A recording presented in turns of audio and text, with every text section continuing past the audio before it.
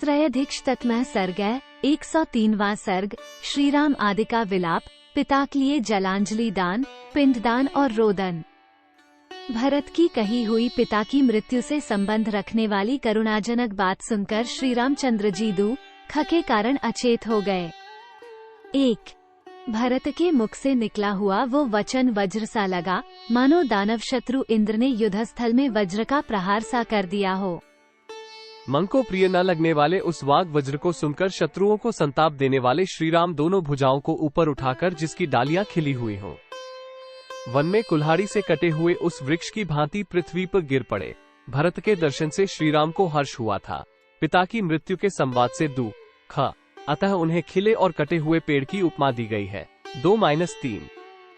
पृथ्वीपति श्रीराम इस प्रकार पृथ्वी पर गिरकर नदी के तट को दांतों से विदीर्ण करने के परिश्रम से थककर सोए हुए हाथी के समान प्रतीत होते थे।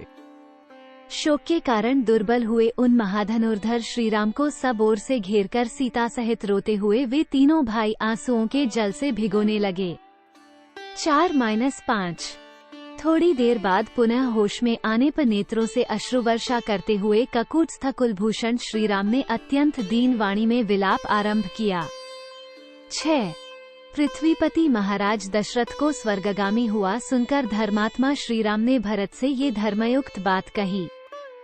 भैया, जब पिताजी परलोकवासी हो गए तब अयोध्या में चलकर अब मैं क्या करूंगा? उन राजशिरोमणि पिता से हीन हुई उस अयोध्या का अब कौन पालन करेगा? 8। हाय, जो पिताजी मेरे ही शोक से मृत्यु को प्राप्त हुए, उन्हीं का मैं दाह संस्कार तक न कर सका। मुझ जैसे व्यर्थ जन्म लेने वाले पुत्र से उन महात्मा पिता का कौन सा कार्य सिद्ध हुआ? 9। निष्पाप भरत, तुम ही कृतार्थ हो, तुम्हारा अहोभाग्य है, जिससे तुमने और शत्रुघ्न ने सभी प्रेत कार्यों, पालौकिक कृत्यों में संस्कार कर्म के द्वारा महाराज का पूजन किया है। 10। महाराज दशरथ से हीन हुई अयोध्या अब प्रधान शासक से रहित हो अस्वस्थ एवं आकुल हो उठी है, अतः वनवास से लौटने पर भी मेरे मन में अयोध्या जाने का उत्साह नहीं रह गया है। 11। परंतप भरत, वनवास की अवधि समाप्त करके यदि मैं अयोध्या में जाऊं तो फिर कौन मुझे कर्तव्य का उपदेश देगा, क्योंकि पिताजी तो परलोकवासी हो गए। 12। पहले जब मैं उनकी किसी आज्ञा का पालन करता था तब वे मेरे सद्व्यवहार को देखकर मेरा उत्साह बढ़ाने के लिए जो बातें कहा करते थे, कानों को सुख पहुंचाने वाली उन बातों को अब मैं किसके मुख से सुनूंगा। 13। भरत से ऐसा कहकर शोक संतप्त श्री रामचंद्र जी पूर्ण चंद्रमा के समान मनोहर मुखवाली अपनी पंक्ति के पास आकर बोले। 14। सीते, तुम्हारे श्वशुर चल बसे। लक्ष्मण, तुम पितृहीन हो गए। भरत पृथ्वीपति महाराज दशरथ के स्वर्गवास का दुखदायी समाचार सुना रहे हैं। 15। श्री रामचंद्र जी के ऐसा कहने पर उन सभी यशस्वी कुमारों के नेत्रों में बहुत अधिक आंसू उमड़ आए। 16। तदनंतर सभी भाइयों ने दुखी हुए श्री रामचंद्र जी को सांत्वना देते हुए कहा, भैया, अब पृथ्वीपति पिताजी के लिए जलांजलि दान कीजिए। 17। अपने श्वशुर महाराज दशरथ के स्वर्गवास का समाचार सुनकर सीता के नेत्रों में आंसू भर आए। वे अपने प्रियतम श्री रामचंद्र जी की ओर देख न सकी। 18। तदनंतर रोती हुई जनक कुमारी को सांत्वना देकर दुखमग्न श्रीराम ने अत्यंत दुखी हुए लक्ष्मण से कहा, भाई, तुम इंगदी का पिसा हुआ फल और चीर एवं उत्तरीय ले आओ, मैं महात्मा पिता को जलदान देने के लिए चलूंगा। 20। सीता आगे आगे चले, इनके पीछे तुम चलो और तुम्हारे पीछे मैं चलूंगा। शोक के समय की यही परिपाटी है जो अत्यंत दारुण होती है। 21। तत्पश्चात उनके कुल के परंपरागत सेवक, आत्मज्ञानी, परम बुद्धिमान, कोमल स्वभाव वाले, जितेंद्रिय, तेजस्वी और श्रीराम के सुदृढ़ भक्त सुमंत्र समस्त राजकुमारों के साथ श्रीराम को धैर्य बंधाकर उन्हें हाथ का सहारा दे कल्याणमयी मंदाकिनी के तट पर ले गए। 22-23। वे यशस्वी राजकुमार सदा पुष्पित कानन से सुशोभित, शीघ्र गति से प्रवाहित होने वाली और उत्तम घाट वाली रमणीय नदी मंदाकिनी के तट पर कठिनाई से पहुँचे तथा उसके पंक्रहित कल्याणप्रद तीर्थभूत जल को लेकर उन्होंने राजा के लिए जल दिया।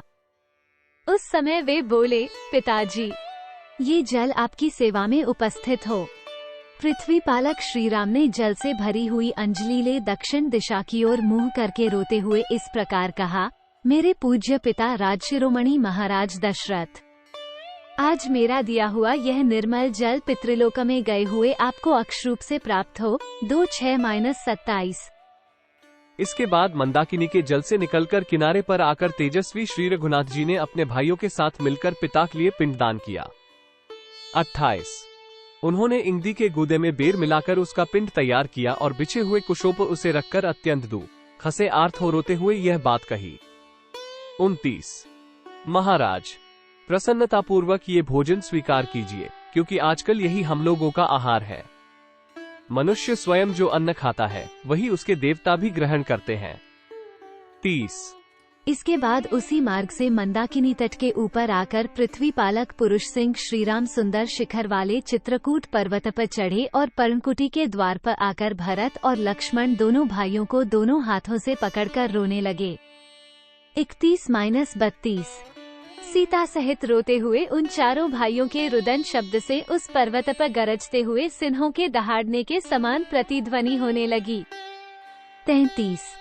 पिता को जलांजलि देकर रोते हुए उन महाबली भाइयों के रोदन का तुमुल नाद सुनकर भरत के सैनिक किसी भय की आशंका से डर गए। फिर उसे पहचानकर वे एक दूसरे से बोले, निश्चय ही भरत श्री रामचंद्र जी से मिले हैं। अपने परलोकवासी पिता के लिए शोक करने वाले उन चारों भाइयों के रोने का ही यह महान शब्द है। 3-4-35। यो कहकर उन सब ने अपनी सवारियों को तो वहीं छोड़ दिया और जिस स्थान से वो आवाज आ रही थी उसी ओर मुंह किए एकचित होकर वे दौड़ पड़े। उनसे भिन्न जो सुकुमार मनुष्य थे उनमें से कुछ लोग घोड़ों से, कुछ हाथियों से और कुछ सजे सजाए रथों से ही आगे बढ़े। कितने ही मनुष्य पैदल ही चल दिए। 37। यद्यपि श्री रामचंद्र जी को परदेश में आए अभी थोड़े ही दिन हुए थे, तथापि लोगों को ऐसा जान पड़ता था कि मानो वे दीर्घ काल से परदेश में रह रहे हैं, अतः सब लोग उनके दर्शन की इच्छा से सहसा आश्रम की ओर चल दिए। 38। वे लोग चारों भाइयों का मिलन देखने की इच्छा से खुरों एवं पहियों से युक्त नाना प्रकार की सवारियों द्वारा बड़ी उतावली के साथ चले। 39। अनेक प्रकार की सवारियों तथा रथ की पहियों से आक्रांत हुई वह भूमि भयंकर शब्द करने लगी, ठीक उसी तरह जैसे मेघों की घटा घिर आने पर आकाश में गड़गड़ाहट होने लगती है। 40। उस तुमुल नाद से भयभीत हुए हाथी हथिनियों से घिरकर मद की गंध से उस स्थान को सुवासित करते हुए वहां से दूसरे वन में भाग गए। 41। वराह, भेड़िए, सिंह, भैंसे, श्रिम, मृग विशेष, व्याघ्र, गोकर्ण, मृग विशेष और गवे, नील गाय, चितकबरे हरिणों सहित संत्रस्त हो उठे। 42। चक्रवाक, हंस, जलकुकुट, वक, कारंडव, नरकोकल और क्रौंच पक्षी होश हवाश खोकर विभिन्न दिशाओं में उड़ गए। 43। उस शब्द से डरे हुए पक्षी आकाश में छा गए और नीचे की भूमि मनुष्यों से भर गई। इस प्रकार उन दोनों की समान रूप से शोभा होने लगी। 44। लोगों ने सहसा पहुंचकर देखा, यशस्वी पाप रहित पुरुष सिंह श्रीराम वेदी पर बैठे हैं। 45। श्रीराम के पास जाने पर सबके मुख आंसुओं से भीग गए और सब लोग मंत्रा सहित कैकेयी की निंदा करने लगे। 46। उन सब लोगों के नेत्र आंसुओं से भरे हुए थे और वे सब के सब अत्यंत दुखी हो रहे थे। धर्मज्ञ श्रीराम ने उन्हें देखकर पिता माता की भांति हृदय से लगाया। श्रीराम ने कुछ मनुष्यों को वहां छाती से लगाया तथा कुछ लोगों ने पहुंचकर वहां उनके चरणों में प्रणाम किया। राजकुमार श्रीराम ने उस समय वहां आए हुए सभी मित्रों और बंधु बांधवों का यथायोग्य सम्मान किया। 48। उस समय वहां रोते हुए उन महात्माओं का वह रोदन शब्द पृथ्वी, आकाश, पर्वतों की गुफा और संपूर्ण दिशाओं को निरंतर प्रतिध्वनित करता हुआ मृदंग की ध्वनि के समान सुनाई पड़ता था। 49। इत्यार्षे श्रीमद् रामायणे वाल्मीकिये आदिकाव्ये अयोध्या कांडे 3अधिकशततमः सर्ग। इस प्रकार श्री वाल्मीकि निर्मित आर्ष रामायण आदिकाव्य के अयोध्या कांड में 103वां सर्ग पूरा हुआ। 103।